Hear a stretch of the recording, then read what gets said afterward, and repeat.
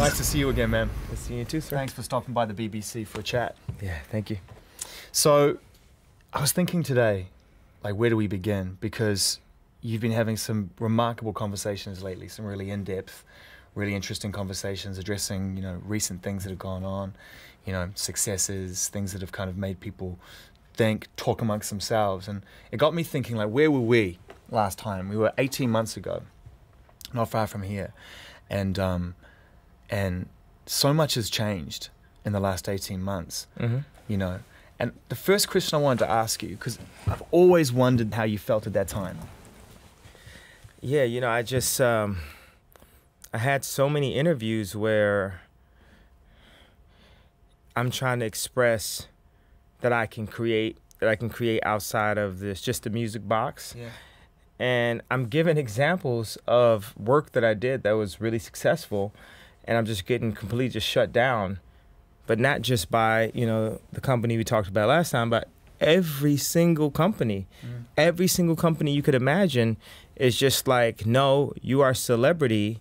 You are not allowed to create. You're not allowed to think. You're not allowed to have an opinion. You're just here to wear a red leather jacket and shut up. And it's true that, you know, as a celebrity, you can help to promote something quickly, but no one wanted to allow me to think or be involved in the product. Yeah. And, you know, as I told you last time, I said, I'm a product guy. Yeah, yeah, and it was an electrifying conversation. And I mean, it felt like you were taking names that day. It felt like you were also trying to reach people that day. And what's occurred since, you know, is you know, you have made serious moves into that world. You know, what's happened recently with Yeezy Supply, you know, your deal with Adidas. How has that experience been overall for you now with product out and with people's opinion about the shoes and about what they're seeing? How has that experience been for you? How can you put that into context for us? I mean, every day when you go to the gym, when you go to work, it's a challenge. You got to work hard, and you have to completely, tirelessly, countlessly, you know, remind people of your vision. Yeah. No matter what. So that's the way I'm gonna word it. You know what I'm saying? Like, so, and we made it to a point where something extremely close, something almost to the level, something past the level of the vision finally hit the globe. And Adidas was a company that was flexible enough and had been used to dealing with creatives enough to allow me to create something that was very close to my heart. You know, they original hip hop, you know. Yeah, of course. Run DMC, man. I mean, they were right there at the very beginning. It was kind of a perfect partnership when when it was announced, not long after. And I wondered, when did the conversation actually begin with Adidas after you started sort of talking about your aspirations and what you wanted to try and achieve in that industry? That conversation had already started before then. Yeah. There was a few conversations with a few companies, with a few sportswear companies,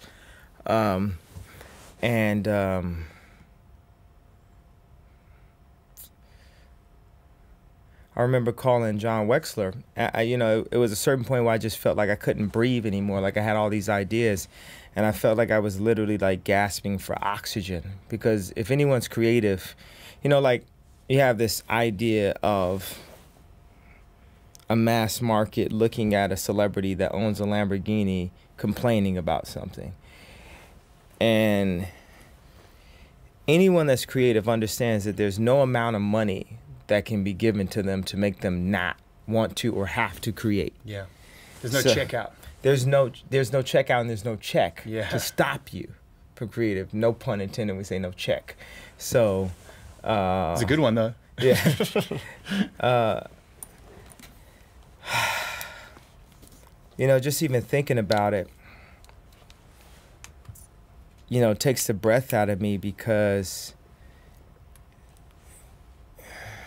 I mean, as soon as we got the opportunity to actually start making things, there were so many ideas. I mean, I look at over 500 images a day on my laptop. And I remember I went into the whole thing about hypebeast, and I said, yo, people be dissing me on hypebeast. And it's like, wait a second, dude, like, I've been fighting this battle for a long time, since like Universe City. Like, no one has any idea what the meetings were like. I remember, I'm gonna throw this one out here. I remember this one guy that worked for Francois Pinault, the head of Caring Group, came over my apartment in Paris while I was working on Yeezus, and I had a meeting with him, and it was related to, you know, doing a deal with Puma. And the guy, I actually had forgot about the meeting, right? So I had my jacket on, and it was a jacket I had done with APC, and I was about to leave. So, so he shows up at the door, and we go to my dining room table, and I'm sitting with him, and I tell him, like, yo, I made this jacket. And he makes some joke about, you know, you did look pretty hot. I'm happy to know that you put on all those clothes for me. Like, was he joking, do you think? He was leveling. He was leveling the conversation. Yeah. This is what people do all the time. Like if I meet someone who I respect or I look up to, I will literally like kiss their feet. You know, someone that I know that's put in a lot of work. Yeah. And it's a lot of agents, a lot of people who work under the main guy, you know what I'm saying, that will like level, that will try to level you. You know, when they talk to you, they talk down to you. And I'm just sitting there like, whoa. Okay, well, and because I, you know, obviously I have to show them like, hey, I'm working on this stuff and it's coming out good, and this is all I have a chance to work on. You know, like when I worked on APC, I only had 2 times to look at the collection. You know, I couldn't really grab it and dig into it the way I dig into like working on all of the lights or something like that. It's like there's a timeline, a cutoff switch when you're, especially when you're dealing with apparel and the way people make apparel currently.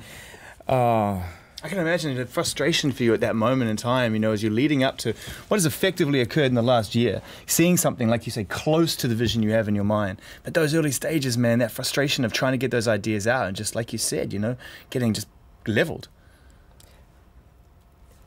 Everyone I talked to would try to level me, you know? And then there was this guy named Herman Denninger that was the head of Adidas. And I say was because he passed away recently.